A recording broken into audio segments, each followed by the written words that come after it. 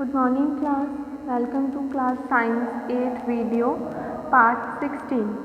Student, in our 15th part of the video we are discussing some steps which are used to remove out the crop or the grains from the ground, and we discussed it already.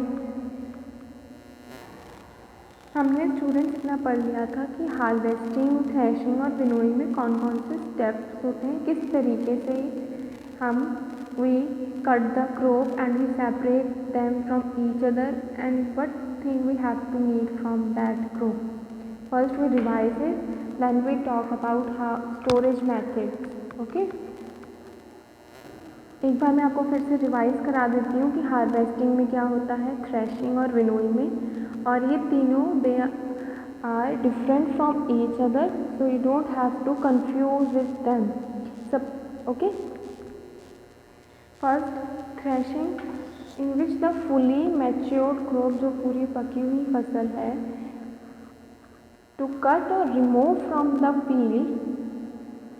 Field it's a harvesting and it is done by manually or by mechanically. So manually by sickle and by mechanically it's harvester, which is a machine. So what is harvesting students? Harvesting वो method होता है जिसमें हम एक fully matured crop को ground से, field से remove out करते हैं with the help of sickle or harvester. So it is harvesting. Next step is threshing. We cut the crop from the ground. So our next step is threshing, in which we separate the grain from the cut crop. Separate the grains from the cut crop with the help of thresher or combine. And combine perform both functions, harvesting का भी and threshing का भी. So what is threshing? Grains को remove out करना, जो हमारी कटी हुई फसल है, the cut crop, it is known as threshing. Next step is winnowing. Now we collect the grains but we don't know which is the sharp and which is the grain. So it is perform with the help of winnowing, which is the wind method, perform with the wind. The grains are dropped from the height directly on the ground. The grains are heavy in weight, so they directly fall, but the chaff are light in weight, so they blown away by the wind. Like I am showing with the circle, these are the chaff. जो grains हैं, मतलब winnowing वो process है जिसमें हम grains को chaff से separate करते हैं. Grains are in heavy in weight, तो जब हम उसको हाइट या फिर किसी ऊंचाई से जब नीचे गिराएंगे तो डायरेक्टली ग्राउंड पे गिरेंगे, बट जो शार्प है वो दे आर लाइट, वो उनका वेट कम होता है, तो वो they will blown away by wind. So it is a winnowing. We already discuss these 3 methods in our part 15 video. I am just revised you, so you don't have to confuse which is harvesting, threshing. You can easily understand with the name. Harvest means crop को cut out करना, threshing means grain को separate out करना, और winnowing you can clearly understand. Like जैसे आप easily इसको याद कर सकते हैं, विन मीन्स विंड. सो विनोइंग जो विंड के थ्रू प्रोसेस होता है जिसमें हम ग्रेन्स को अलग करते हैं शार्प से. ओके, नेक्स्ट है, नेक्स्ट अब हमने ग्रेन्स को अलग कर लिया. We remove out the grains from the sharp. Next step is storage. So how we store that grain before going to the market. So first, freshly harvested food grain are moist. Student, जो हम grains को harvest करते हैं, जो हमने grains को remove out करा, they are moist, मतलब उनमें थोड़ी नमी होती है. They are very soft, you can call as. So, जो freshly harvested food grains are moist. If these grains are packed in bag or metallic drum immediately after harvesting, they may be attacked by various insect fungi और other microbes. मतलब जो हम crop को harvest करते हैं, जब हम grains को सेपरेट आउट करते हैं, ये हम तभी करते हैं जब एक फुली क्रॉप मैच्योर हो जाती है। तो जो ग्रेन्स होते हैं, जो दाने होते हैं, food grains, they are very moist, means वो बहुत सॉफ्ट होते हैं, उनमें कुछ थोड़ी नमी होती है। हम उनको किसी भी ड्रम में या किसी बैग में डायरेक्टली हार्वेस्ट करने के बाद पैक नहीं कर सकते। Why? Because they can be easily attacked by various insect, fungi, microbes. आपने अभी कभी भी ऑब्जर्व कराओ, जब भी कोई क्रॉप हार्वेस्ट होती है, पहले उसको एक ओपन एरिया, एक खुले एरिया या फिर लार्ज फील्ड में पहले स्प्रेड आउट किया जाता है, फैला के रखा जाता है कि जो उसके में मॉइस्चर है ग्रेन्स में वो अच्छे से रिमूव आउट हो जाए। Okay, if you ever notice that, so before packaging grains को पैक करने से पहले उनको पहले सुखाया जाता है। जैसे मैंने अभी आपको बताया कि वो एक ओपन फील्ड में पहले उनको स्प्रेड आउट रखा जाता है इन द सन, जिसकी वजह से जो मॉइस्चर है, to reduce the moisture content, and then they are stored. उसके बाद वो स्टोर किए जाते हैं। अब जो ग्रेन्स जो हम सुखाते हैं उनको हम जो ड्राई नीम लीव्स हैं उनके साथ भी रख सकते हैं, बिकॉज जो नीम ट्री है, we know that they have a very major advantage like in the skin treatment, allergy treatment और एक्सेट्रा। सो और there are 2 steps. Farmer store their food grain या तो जूट बैग या metallic drum.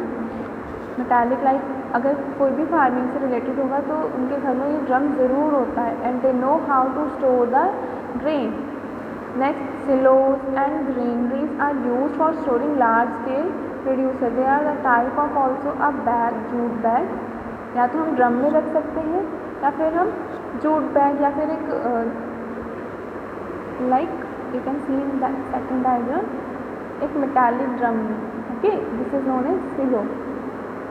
Next, before storing the grains in bag, farmer use dry neem leaf to protect them from insect attack. किसी भी bag में पहले transfer या फिर pack करने से पहले जो ग्रेन्स हैं उनको ड्राई नीम, जो सूखे नीम की लीव्स होती हैं उनके साथ रखा जाता है, बिकॉज जो नीम लीव्स हैं they are very effective in any treatment. क्योंकि लाइक एग्जाम्पल, जैसे अगर मॉस्किटो बहुत सारे हो रहे हैं तो कोई भी जो घर में नीम लीव्स होते हैं या सूखी नीम लीव्स होते हैं, सो एवरीवन टोल्ड दैट कि नीम की लीव्स बर्न कर लो, so the mosquito will not come. So same as, पर यहाँ हम इसको नीम लीव्स को बर्न नहीं करेंगे students, we have to just protect the grain, so we put that grain with the neem leave. फिर उसकी नीम की स्मेल बहुत स्ट्रांग होती है, उसकी वजह से कोई इंसेक्ट उन पर अटैक नहीं करेगा, क्योंकि जो भी ग्रेन्स हमारे किचन तक आते हैं तो वो एक in a protected grain, because we take the nutrient from them, they are very nutrient, so we have to protect them at every step from producing, germinating to storage. मैंने आपको पहले ही बताया था कि किसी भी क्रॉप को प्रोड्यूस करने से लेकर उसके स्टोरेज तक, उसको हर step, at every step we have to protect it.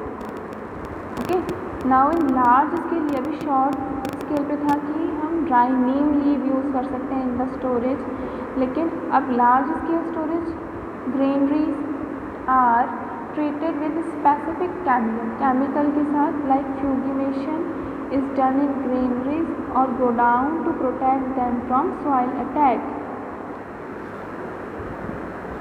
It's a chemical method जो कि हम ग्रेनरीज को, उससे ग्रेन्स को प्रोटेक्ट कर सकते हैं from such attack like insect और microbe. Now there are 2 modes of storage. First is dry storage or cold storage. Student, if you ever notice that potato it store in cold storage. अगर आपने कभी notice करा हो, अब पहले मैं आपको बता दूं कि ड्राई और कोल्ड स्टोरेज में डिफरेंस क्या है? ड्राई स्टोरेज हम यूज करते हैं ग्रेन्स के लिए. Why? Because grain are moist in nature, उनमें they are very soft, so you can easily learn from the name dry. इसलिए जितने भी ग्रेन्स होते हैं, पल्सेस होती हैं, दाल, so they are stored in dry storage, जिसकी वजह से they reduce the moisture easily. Next, cold storage where the fruits and vegetable, because they need some moisture, they have need some water, so they stored in the cold storage.